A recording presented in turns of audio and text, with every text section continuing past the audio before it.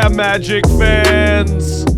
Got the Crimmy sweater on, and the Magic got the win against the Detroit Pistons, 123-91. Woo! Off the schneid. It's good to know that we can play basketball in the first quarter. Yeah. Wow. And we can make three-point shots. We can do it. We really can. Yes. Great games from Franz and Paolo. Franz leading the way with 27. Paolo netting 24 along with his 4 boards. Cole came up big off the bench, leading the bench mob, 16 points. Goga, though.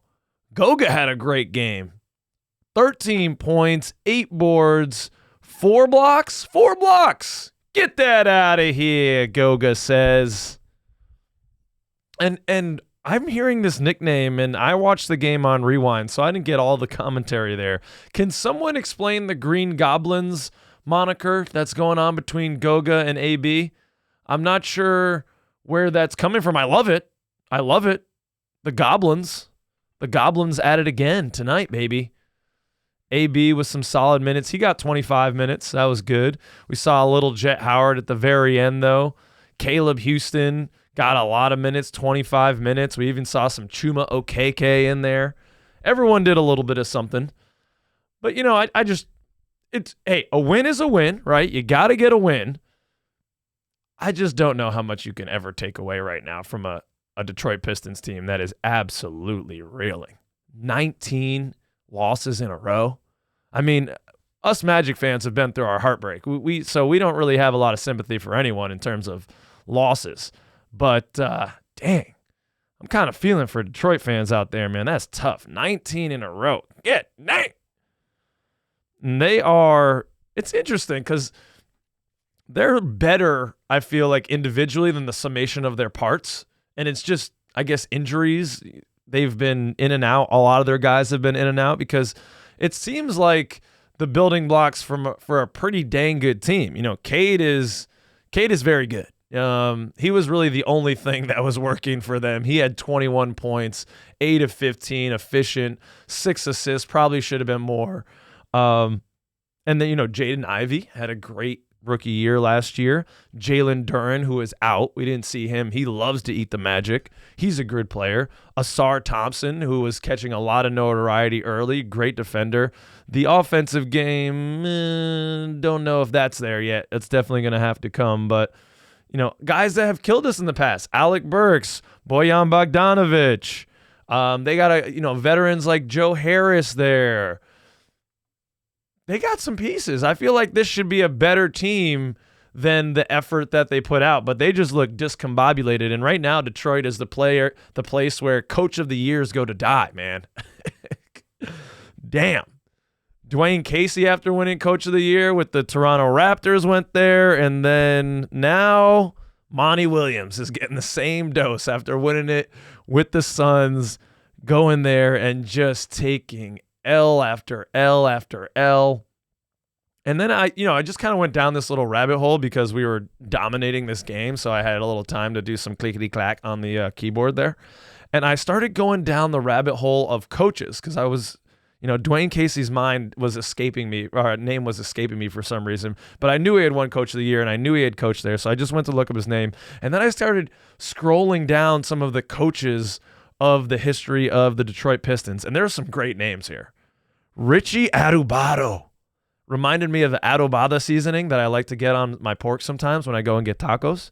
And he relieved Dick Vitale. I didn't even know Dick Vitale was a NBA coach at one point, so that was interesting. He coached like a season and a couple games for the Detroit Pistons after having to be in the hospitalized for stress-induced stuff in his stomach. Great name here. Butch van Breda Kolf. Great name. Red Roca. Curly Armstrong. I mean, let's make names adjectives again, ladies and gentlemen. Okay? I'm going to name my kid Blue or something. Squishy.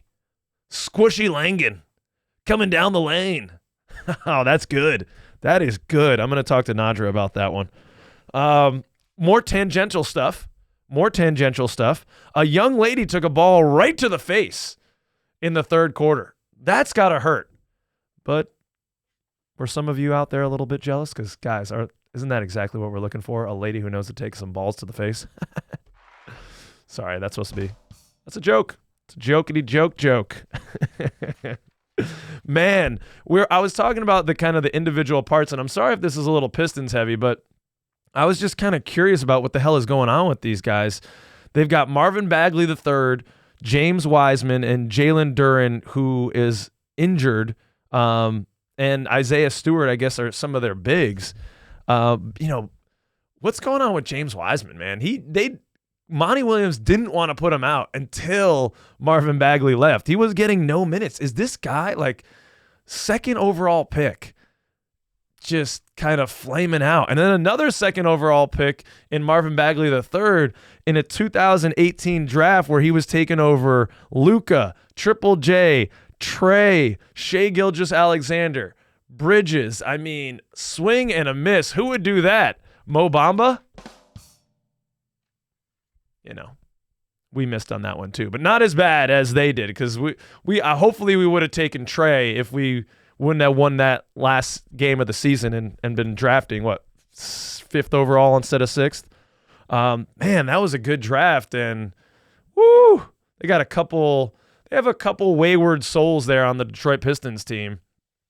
Are we interested in any of these guys that are on the Detroit Pistons? I'm writing an article right now for Orlando Magic Daily about early trade targets on bottom-dwelling teams. Is there anyone you're interested in? I think I'm going to have Bojan Bogdanovic on there. He's only his third game back, so he looked out of sorts. That whole team looks out of sorts. They just don't know how to play with each other because of so many injuries. But Bojan has been a guy who is a good player traditionally. I really like that as a signing for them when they got him a couple years ago. He can shoot the ball really well. He does stuff off the dribble.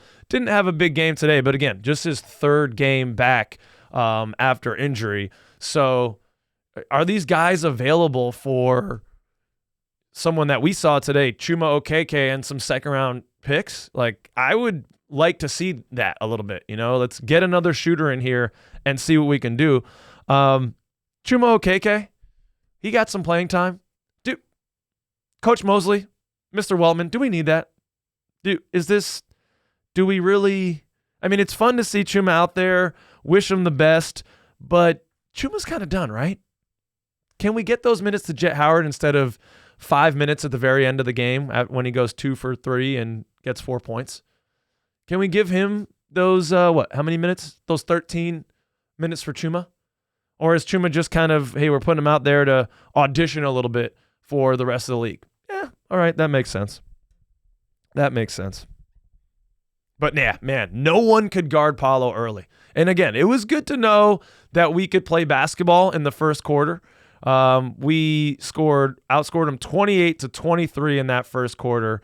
Paolo just was eating early. 6 points. Actually, you know who was eating early? Goga Bitadze. They were just soft down low without Jalen Duren. They have nobody for Paolo. There's none of their bigs are nearly athletic enough to stop him off the dribble, and none of their guard forwards are big enough to stop him. And that's just what Paolo brings on a nightly basis. This team I don't think they are small by the measuring tape. Like Asar and Cade, those are big guards. Bagley, Wiseman, those dudes are, Isaiah Stewart, those are big dudes, but they play small. At least they are right now. And we can play big, and especially at home, right? We've had some tragic losses here where, as Philip Rossman-Reich says, we're starting to see some cracks in the foundation, especially defensively in first quarters, but that's been on the road. And at home, we're still a dominant team. It was just our 7th win in a row, I think, at home, something like that was what they said in the beginning of the game. But I'm heartened. I just don't know how much we can take from a win against the, again, 19 in a row loss Pistons. And what we're going to have to see a lot more of is how do we play Monday now with the Cavs coming into our building, and then 2 games Friday and Sunday against the Celtics. I was trying to be in the arena on Sunday in Boston. I'm going to be at a retreat up there Just trying to get in touch with my inner Kyle. But damn, it's like 2 something to even get in the nosebleeds. And I don't know if I want to pay $250 to be accosted by Bostonians. Hey, dude, what the fuck? Magic suck. Oh, yeah? Oh, yeah? Why don't you come down here and tell me that? All right, I'm coming. Oh, fuck. What do I do? I'm alone. You know, I don't know if I want to pay $250 to be accosted by Bostonians. Maybe I will. We'll see. But, yeah, what are you taking from this win?